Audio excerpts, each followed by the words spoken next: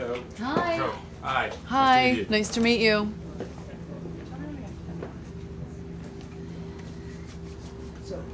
Ça tourne bien? Yep. Non. Attention, it's running.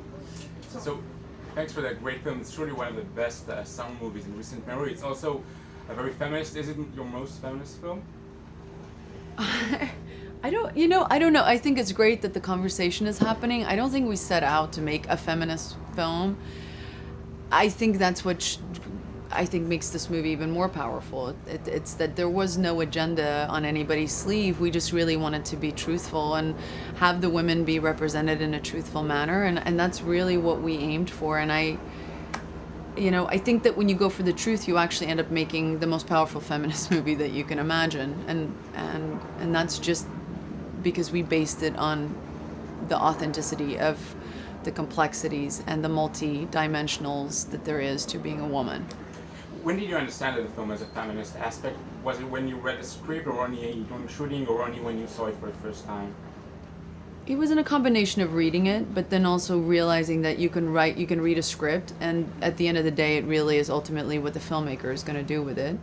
There's also a lot of times where you can get, sold up a stream, and then the film ends up not being what what the agenda was at first. And in this case, there was something about George in the constant communication between us that just felt, the longer we went on the journey, the more I realized just how much it meant to him to find the truth for this character. There's a big discussion now why there are so many superhero movies but no superheroine movies. When do you think the world would be ready, or is it now ready for a superhero, a female superhero film? I don't know. I think it's a question that we've asked for a very long time. It's not just superheroes. It's like, why is there not enough out there representing women, and having women kind of drive movies and be the lead in them.